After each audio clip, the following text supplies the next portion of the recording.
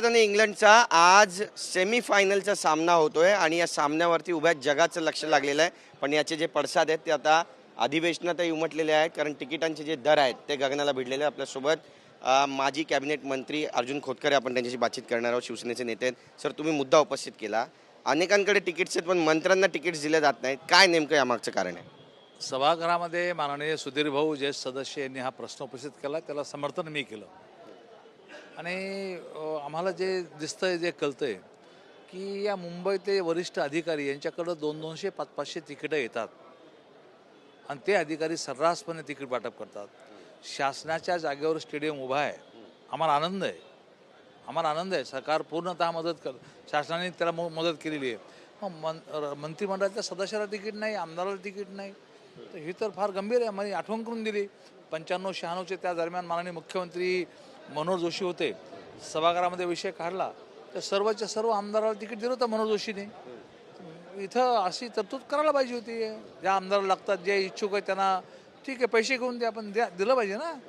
अधिकाऱ्याला कसे 1000 पाचशेच मिळतात, 2,000 पाचशेच अधिकाऱ्याला कसे मिळतात, मग मंत्र्याला का नाही, अधिकाऱ्याला का नाही? अशा प्रकारचा सभागृहामध्ये आम्ही चर्चा केली. माननीय महसूल मंत्री बावनकुळे साहेब यांनी तसं उत्तर दिलं की आता आणि शेलार साहेबांनी की आम्ही तसा प्रयत्न करतो आणि सरकारला काही तिकीट मिळतात का बघतो.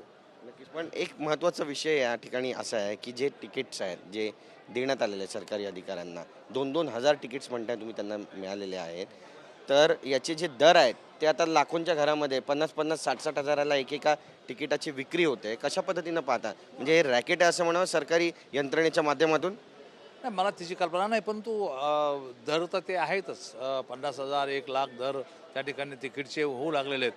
परंतु माझा मूळ प्रश्न असा आहे की वरिष्ठ अधिकाऱ्याकडून 1,000, 2,000 त्यांच्याकडे 500 येतात कशी? सरकार ते आहे का सरकार आम्ही आहेत? मला असं वाटतं की त्यांना काही मर्यादित देऊ नये असं माझं म्हणणं नाही.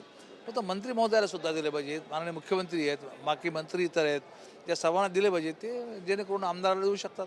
आणि आम्ही तर पैसे घेऊन म्हणतो की पैसे घ्या, आपण तिकीट द्या आम्हाला.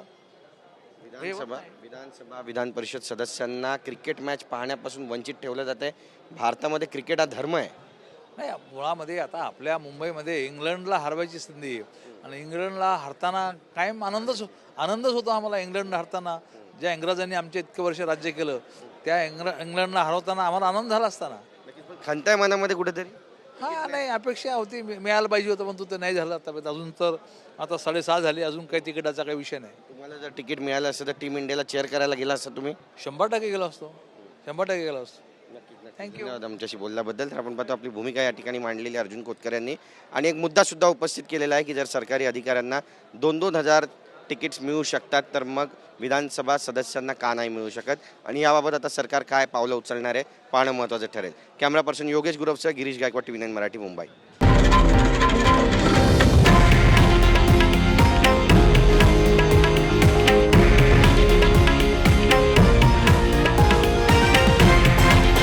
हे आहे देशातील नंबर 1 न्यूज नेटवर्क आणि आपण पाहत आहात TV9 मराठी, एकमेव.